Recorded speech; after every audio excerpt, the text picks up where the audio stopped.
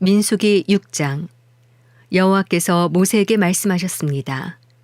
이스라엘 자손에게 말하고 그들에게 일러라. 남자든 여자든 특별한 서원 곧 여호와께 나실 사람으로 살겠다고 서원을 하면 그는 포도주나 독한 술을 마시지 말고 포도주나 독한 술로 만든 식초도 마시지 말고 어떤 포도즙도 마시지 말며 포도는 그냥 포도든 건포도든 먹어서는 안 된다.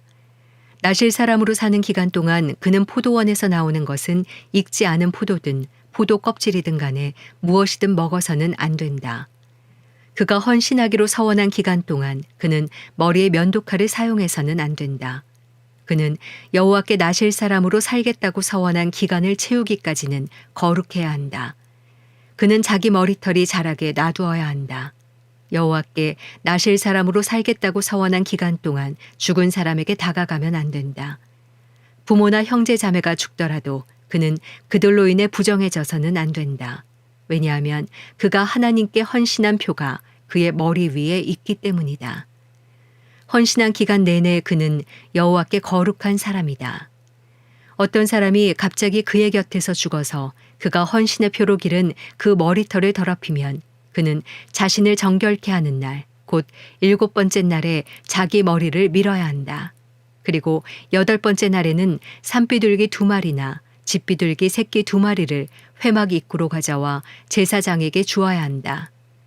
제사장은 하나는 속죄제물로 다른 하나는 번제물로 올려 그가 시체로 인해 죄를 지은 것에 대해 속죄를 한다. 그리고 그날 그는 자신의 머리를 거룩하게 해야 한다. 그는 여호와께 나실 사람으로 살겠다고 헌신하는 기간을 다시 서원하고 1년 된 순양 하나를 속건 제물로 바쳐야 한다. 그가 나실 사람으로 살겠다는 자신의 서원을 더럽혔기 때문에 지나간 날들은 무효가 된다. 이제 나실 사람으로 헌신한 기간이 끝났을 때 나실 사람에 관한 법이다. 그를 회막 입구로 데려간다. 거기서 여호와께 예물을 드리는데 1년 된 흠없는 순양 1마리를 번제물로 드리고 1년 된 흠없는 암양 1마리를 속죄제물로 드리고 흠없는 순양 1마리는 화목제물로 드린다. 그리고 누룩 없는 빵 1광주리와 고운 가루에 기름을 섞은 덩어리들과 기름을 바른 누룩 없는 얇은 빵들과 함께 곡식 제물들과 전제물들을 드린다.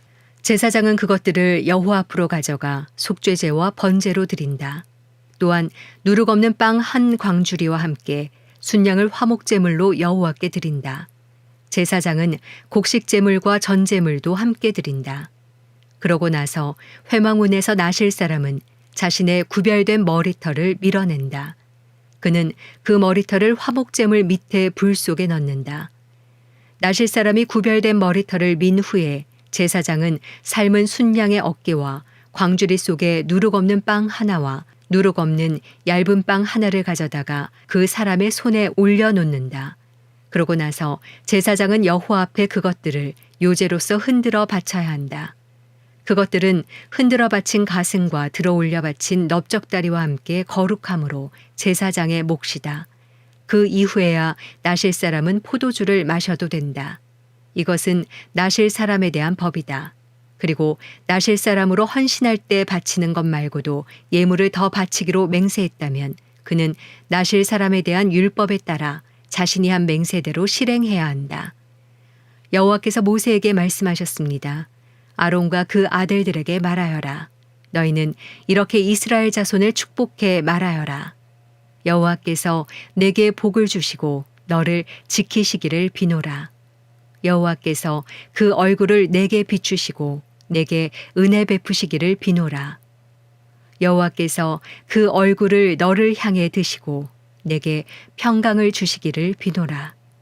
그렇게 그들이 내 이름으로 이스라엘 백성들을 축복하면 내가 그들에게 복을 내릴 것이다. 민수기 7장. 모세가 성막 세우기를 마쳤을 때 성막에 기름을 붓고 성막과 그 모든 물품들과 제단과 그 모든 물품들을 거룩하게 했습니다. 그렇게 그가 그것들에 기름을 붓고 거룩하게 했습니다. 그러고 나서 이스라엘의 지도자들 곧 각 가문의 우두머리들이 예물을 가져왔는데 그들은 각 지파의 지도자들이자 등록하는 일을 한 감독들이었습니다. 그들은 여호와 앞에 예물로 6대의 수레와 소 12마리를 드렸습니다. 곧 지도자 한 사람당 소 한 마리씩, 지도자 두 사람당 수레 한 대씩이었습니다.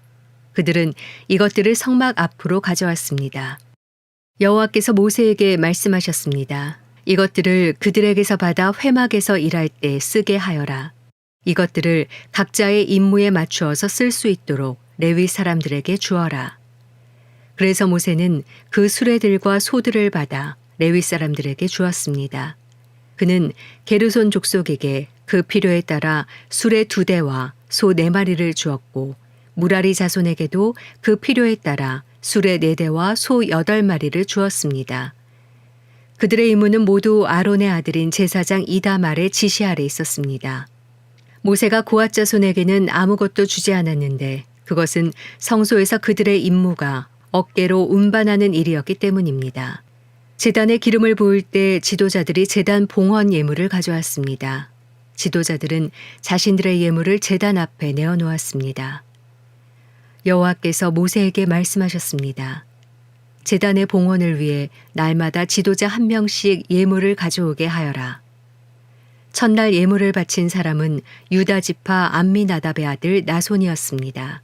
그의 예물은 성소의 세겔 단위로 해서 130세겔 나가는 은접시 1개와 70세겔 나가는 은대야 1개에 곡식제물로 쓰기 위해 기름 섞인 고운 가루를 가득 담은 것과 10세겔 나가는 금대접 1개에 향품을 가득 담은 것과 번제물로 쓸 수송아지 1마리, 순양 1마리, 1년 된 새끼 순양 1마리와 속죄 제물로 쓸 순염소 1마리와 화목제의 희생제물로 쓸 소 2마리, 순양 5마리, 순염소 5마리, 1년 된 새끼 순양 5마리였습니다. 이것이 암미나답의 아들 나손의 예물이었습니다. 둘째 날에는 이사갈 지파의 지도자인 수알의 아들 느다넬이 예물을 드렸습니다.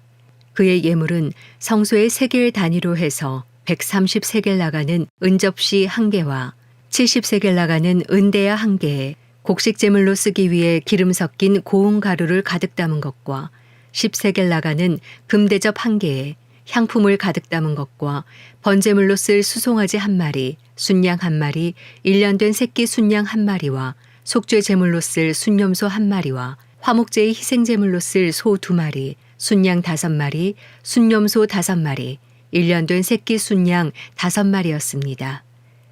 이것이 수알의 아들 느다넬의 예물이었습니다. 셋째 날에 스불론 자손의 지도자인 헬론의 아들 엘리압이 예물을 드렸습니다.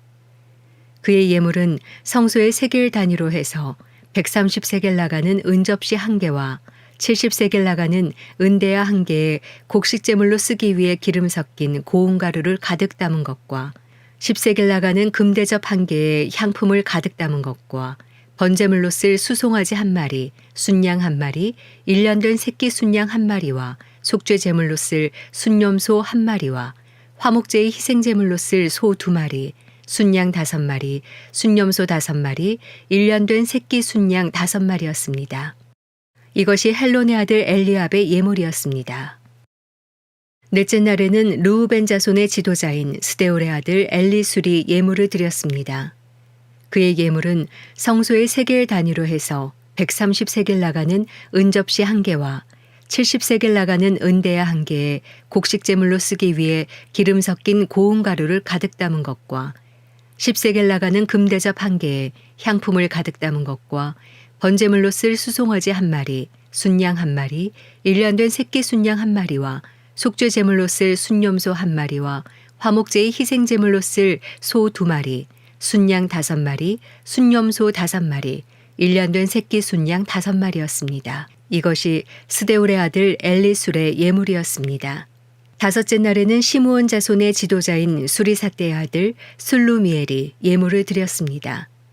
그의 예물은 성소의 세겔 단위로 해서 130세겔 나가는 은접시 1개와 70세겔 나가는 은대야 1개에 곡식제물로 쓰기 위해 기름 섞인 고운 가루를 가득 담은 것과 10세겔 나가는 금대접 1개에 향품을 가득 담은 것과 번제물로 쓸 수송아지 1마리, 순양 1마리, 1년 된 새끼 순양 1마리와 속죄 제물로 쓸 순염소 1마리와 화목제의 희생제물로 쓸 소 2마리, 순양 5마리, 순염소 5마리, 1년 된 새끼 순양 5마리였습니다.